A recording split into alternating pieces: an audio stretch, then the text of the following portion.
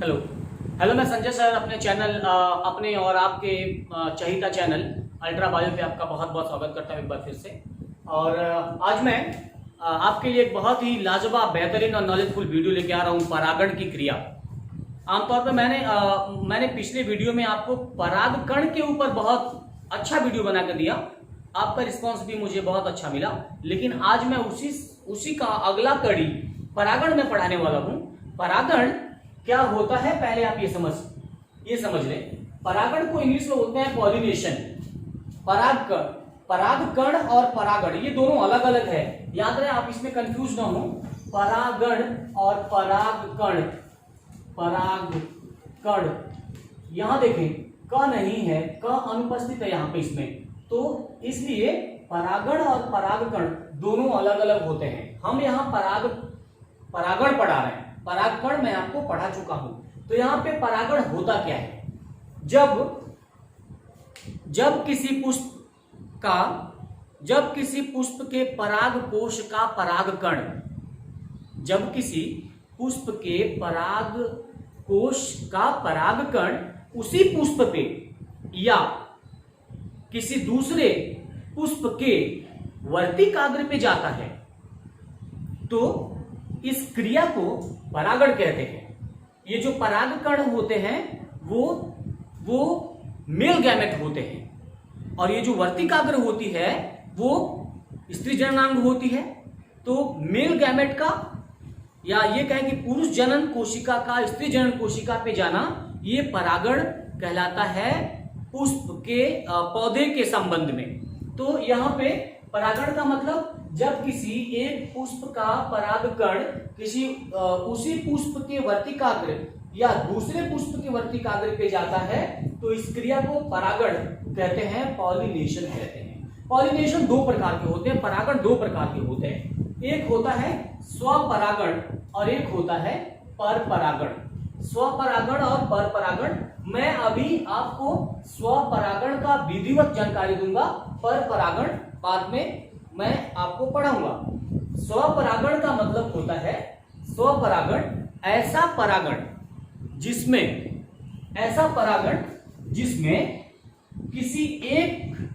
किसी पुष्प का पराग कोश का परागकण, ये मैंने एक पुष्प बना दिया, ये पुष्प में यहां परागकण है, पराग कोश है, और यहां पे एक वर्तिकाग्र है, और यहां एक दूसरा पुष्प है, यहां भी परागकोश और वर्तिकाग्र है। तो मैं बताने जा रहा हूं स्वपरागण। मैंने कहा कि जब किसी पौधे के पुष्प का परागकण, परागकोश का परागकण उसी पुष्प के वर्तिकाग्र पे जाता है, उसी पुष्प के वर्तिकाग्र पे जाता है, या उसी पौधे के दूसरे पुष्प के वर्तिकाग्र पे जाता है। कंडीशन समझे आप, है ना? उसी पुष्प के वर्तिकाग्र पे जाता है या उसी पौधे के दूसरे पुष्प के वर्तिकाग्र पे जाता है, तो ऐसे कंडीशन को स्वपरागण कहते हैं। याद रहे, पौधा नहीं बदलेगा, पौधा वही होगा। पौधे में जितने पुष्प होंगे उस पुष्प के किसी भी पुष्प पर अगर उसी पौधे का परागकण किसी भी पुष्प पे जाएगा, लेकिन पौधा नहीं बदलना चाहिए, तो उसे स्वपरागण कहते हैं। स्वपरागण दो प्रकार के होते हैं। स्वपरागण दो प्रकार के होते हैं। इसी आधार पर स्वपरागण को दो भागों में बांटा गया है। एक है स्वयुग्मन, ऑटोगैमी, इसको ऑटोगैमी कहते हैं। ऑटोगैमी का परिभाषा मैंने यहीं पे दे दिया, लेकिन मुझे केवल थोड़ा सा उसको डिफाइन करके अलग से डिफाइन करना है, क्योंकि कभी कभी ऑटोगैमी स्वयुग्मन पूछ देता है। स्वयुग्मन का मतलब ये है जब किसी पुष्प का परागकोश का परागकण अपने ही पुष्प के वर्तिकाग्र पे जाता है तो उसे स्वयुग्मन कहते हैं, है ना? तो उसे स्वयुग्मन ऑटोगैमी कहते हैं। दूसरा, जब किसी पुष्प का परागकण उसी पौधे के दूसरे पुष्प के वर्तिकाग्र पे जाता है तब उसे सजात पुष्पी परागकण या जिटोनैगमी कहते हैं। जिटोनैगमी के नाम से जाना जाता है। तो कभी कभी ये क्वेश्चन अलग से पूछ देता है, स्वयुग्मन या सजात पुष्पी परागण, मतलब उसी जाति के उसी पौधे के वर्तिकाग्र पे दूसरे परागकण का जाना, ये सजात युग्मी परागण कहा जाता है। मुझे लगता है यहां तक का परिभाषा एकदम क्लियर है, कोई कंफ्यूजन नहीं। इसके बाद स्वपरागण होने के लिए, स्वपरागण की क्रिया होने के लिए यहां पे स्वपरागण की क्रिया होने के लिए कुछ परिस्थितियां होती हैं। स्वपरागण की परिस्थितियां या अनुकूलन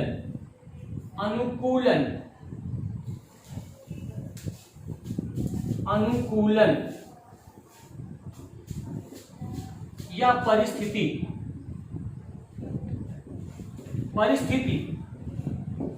स्वपरागण के लिए अनुकूलन या परिस्थिति, किस किस परिस्थिति में स्वपरागण की क्रिया हो सकती है, किस किस या स्वपरागण की क्रिया होने में कौन कौन सी अनुकूल दशाएं हो सकती हैं। यहां पे देखें, एक नंबर है द्विलिंगता।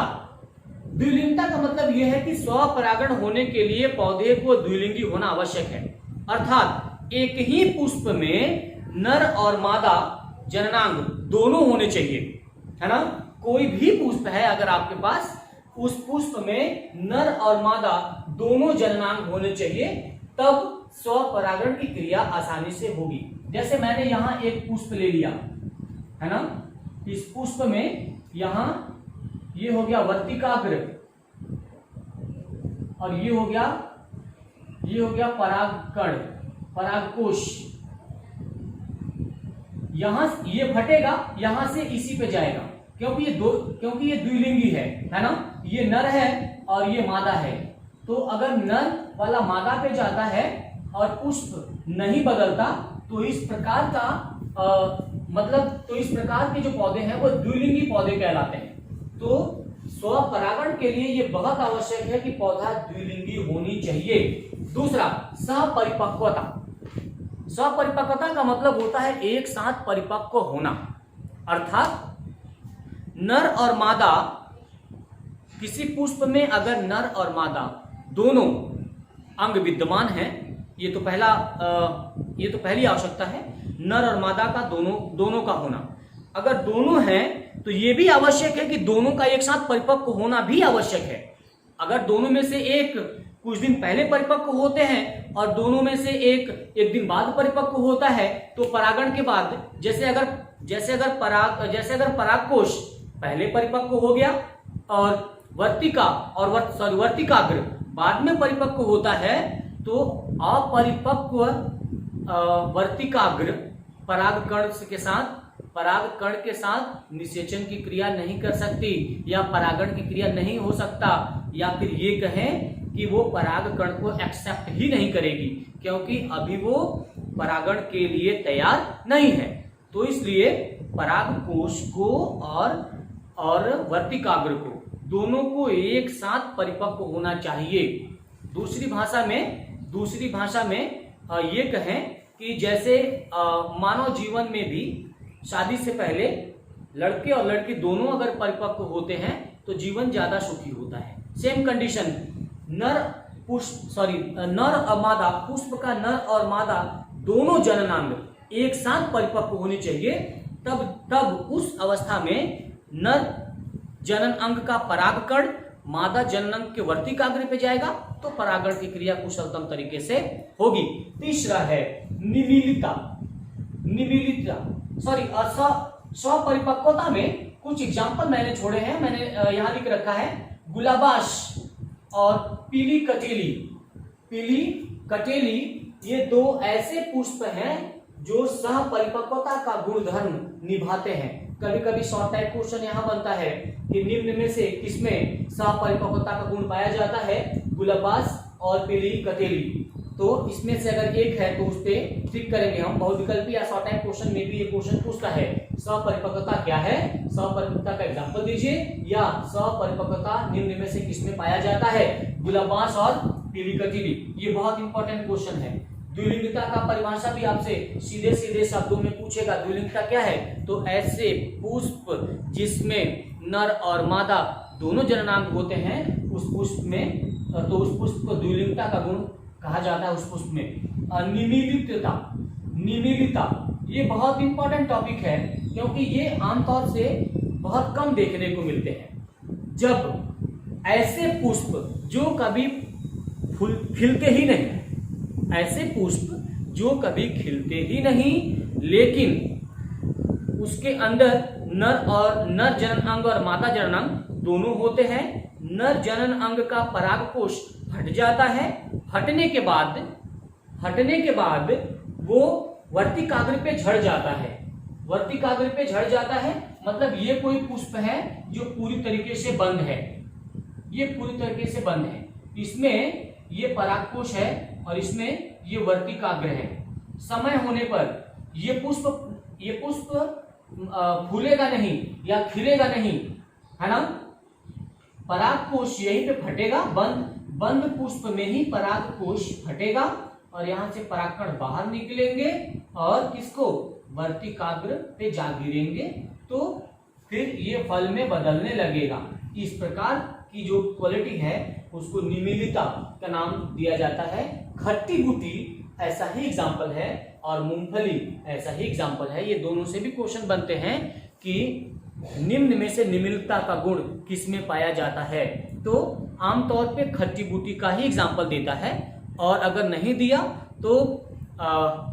तो ये मूंगफली का एग्जाम्पल तो पक्का देता है। मूंगफली में भी निमीलिता होती है और खट्टी बूटी में भी निमीलिता होती है।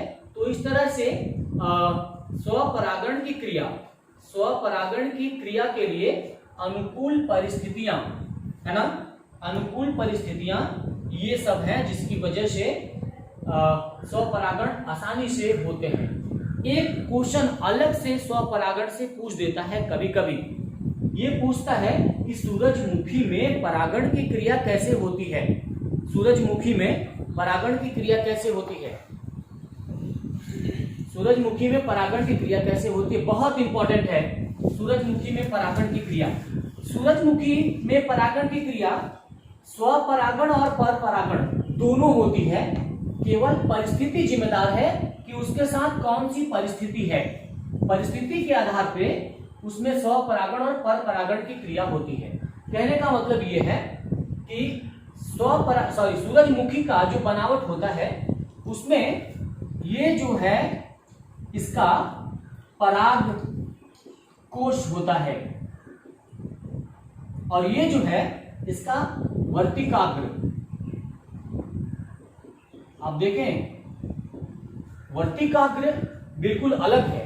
मतलब अन्य पौधों के पुष्पों में वर्तिकाग्र गोल होता है, इस तरह से वर्तिकाग्र होता है, लेकिन इसमें वर्तिकाग्र दो तंतुओं के रूप में दिखाई दे रहा है, लेकिन फिर भी ये वर्तिकाग्र ही है।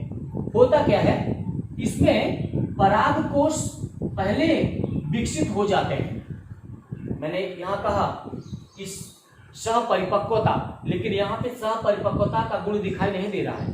तो क्या है, मतलब परागकोश पहले परिपक्व हो जाता है और वर्तिकाग्र अभी अंदर रहती है, अंदर। तो यहां अंदर की तरफ है, क्या होता है, परिपक्व परागकोश तुरंत परागकण को बाहर बिखेर देती है। ये परागकण वर्तिकाग्र पर कोई असर नहीं डालता क्योंकि ये अविकसित होती है, अभी पूर्ण विकसित अवस्था में नहीं होती, और दूसरा इसके ऊपर एक लेयर भी होता है, इसलिए ये सूरजमुखी के परागकण को एक्सेप्ट नहीं करती।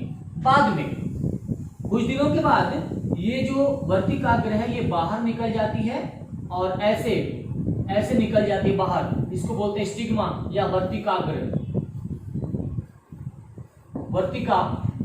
वर्तिकाग्र या स्टिग्मा। ये स्टिग्मा ये ऊपर दो तंतु के रूप में फैल जाती है ना।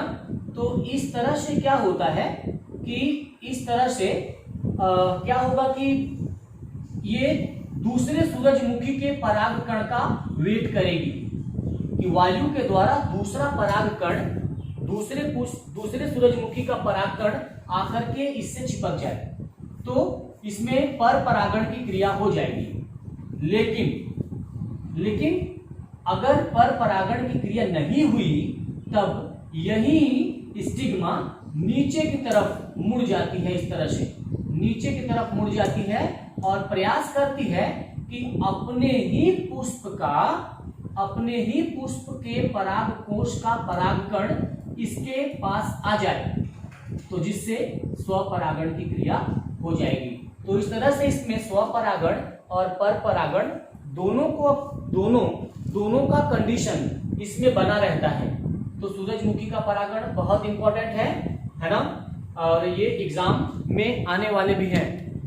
इस तरह से आप इसको एक बार उतार लें। मैं पहले उतारें, फिर मैं अगला टॉपिक बढ़ा रहा हूं इसी में।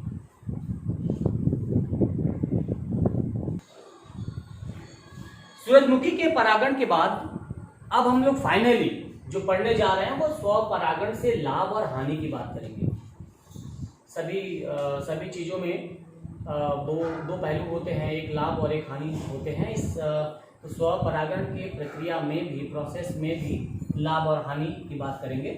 स्वपरागण का लाभ क्या है, मैं एक टॉपिक को डिफाइन करूंगा, एक्सप्लेन करूंगा और आसान भाषा में करूंगा, जो आपके लिए लाभदायक होगा और बहुत ही आसानी से आपको समझ में आ जाएगा। पहला है निश्चित होना। स्वपरागण की क्रिया, जो कि स्वपरागण में जो पुष्प होते हैं वो द्विलिंगी होते हैं, अर्थात एक ही पुष्प में नर और मादा दोनों होते हैं। जब नर और मादा दोनों एक ही पुष्प में होंगे तब परागण की क्रिया होने की संभावना एकदम 100% बढ़ जाती है ना। अगर कहीं और से आना होता तो किसी कारक द्वारा उसके परागकण को आने का वेट करना होता, लेकिन यहाँ एक ही पुष्प में मैं यहाँ बना दे रहा हूं एक पुष्प, एक ही पुष्प में ये है वर्तिकाग्र और ये है परागकोश। एक ही पुष्प में जब दोनों है नर और मादा, नर ये है मादा ये है, तो इसका परागकण आसानी से वर्तिकाग्र पे चला आएगा। तो ये निश्चित रूप से होंगे, क्योंकि इसमें किसी कारक की आवश्यकता नहीं होती, बगल से किसी के सपोर्ट की आवश्यकता नहीं होती, इसलिए ये परागण निश्चित रूप से होता है। ये बहुत बड़ा, ये इसके लिए प्लस पॉइंट है। दूसरे पर निर्भर नहीं होना, सेम कंडीशन वही है ना। ये किसी कीड़े जैसे टिड्डा, तितली, भौरे, घोंघा और चमगादड़ और वायु और जल, किसी भी कारक के ऊपर ये डिपेंड नहीं होता कि इन सभी के द्वारा परागकण वर्तिकाग्र पे आएंगे, इसलिए इसके होने की संभावना बहुत ज्यादा होती है। ये दूसरे पर निर्भर बिल्कुल भी नहीं होते। तीसरी बात, स्वपरागण की क्रिया को होने के लिए मकरंद की आवश्यकता नहीं होती, है ना। मकरंद एक चिपचिपा पदार्थ होता है जो पुष्प के दलपुंजों के द्वारा थोड़ा थोड़ा बाहर निकलता है, जिसको कीट लेने आते हैं और उस कीट के कारण परागण की क्रिया होती है। लेकिन स्वपरागण में मकरंद की आवश्यकता, मकरंद या सुगंध और और रंगीन चटकीले उसके दलपुंज आदि की आवश्यकता नहीं पड़ती, अर्थात ये कीट को लुभाने के लिए किसी भी प्रकार के कारक की आवश्यकता नहीं पड़ती, क्योंकि इसमें दोनों एक साथ लिंग दोनों एक साथ हैं, तो इसमें किसी प्रकार के कीड़े या कारक की आवश्यकता नहीं पड़ती। यानी ये सुगंधित भी न हो तब भी होगा, मकरंद इसमें ना हो तब भी ये हो जाएगा। और इस तरह से मकरंद, सुगंध और रंग, ये तीनों अगर नहीं है तब भी स्वपरागण की क्रिया आसानी से होगी। ये इससे लाभ है। स्वपरागण में दूसरा सबसे इंपॉर्टेंट चीज ये है कि इससे जो नया बीज और पौधा बनेगा वो शुद्ध नस्ल का होगा, क्योंकि वो अपने ही पुष्प, मतलब दूसरे किसी पुष्प के परागकण के द्वारा वो परागित नहीं हो रहा है, वो अपने ही पुष्प के परागकण से परागित हो रहा है। इसका मतलब बाहर से कोई अनुवांशिक लक्षण नहीं आ रहे हैं, अर्थात ये शुद्ध नस्ल का होगा, क्योंकि दूसरे नस्ल का डीएनए इसमें नहीं आ रहा है। अपने ही पुष्प के परागकण से ये प्रभावित होते हैं, इसलिए ये शुद्ध नस्ल के होते हैं। ये इसका लाभ है। हानि की बात कर लें।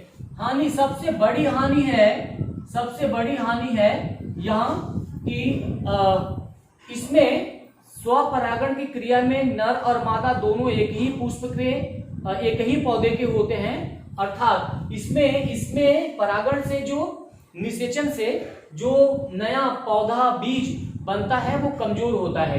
बीज आकार में भी कमजोर होगा, संख्या में भी कम होंगे, है ना, और उसकी क्वालिटी जो होगी वो भी खराब होगी, पतली होगी, है ना, फल का आकार भी छोटा होगा। इसके अलावा जो पौधा होगा, इस कमजोर बीज से जो पौधा बनेगा वो दूसरे पौधे की अपेक्षा कमजोर होगा। ये कमजोर पौधे को उत्पन्न करते हैं। दूसरा, जब कमजोर पौधे को उत्पन्न करेंगे तो ये उत्तम श्रेणी के पौधे को जन्म नहीं देते, है ना, क्योंकि अगर किसी दूसरे उसी जाति के किसी दूसरे पुष्प के परागकण से अगर ये निषेचित होते तो दोनों का नस्ल इसमें मिलता तो उत्तम श्रेणी का नया पौधा बनता, जिसमें फल भी नए आते, बीज भी बड़े बनते, पौधा भी स्वस्थ होता। लेकिन ये सब क्षमता इसमें इसलिए नहीं होता क्योंकि ये अपने ही परागकण से परागित होते हैं। तो ये इससे 1 नंबर का या 2 नंबर का सीधे स्वपरागण का लाभ और हानि लिखिए, 4 लाभ और 4 हानि लिखिए, तो उस कंडीशन में 2 नंबर का क्वेश्चन यहां से सीधे पुटअप करता है। तो इसलिए मुझे ऐसा लग रहा है कि ये जो मैंने वीडियो आज बनाया पूरा स्वपरागण के ऊपर आपको बहुत पसंद आएगा। आप इसे बार बार देखिए, नोट्स बनाने की आवश्यकता नहीं पड़ेगी। मैं आपको फिर से एक बार रिक्वेस्ट कर रहा हूं, प्लीज सब्सक्राइब करना मत भूलिए। Thank you.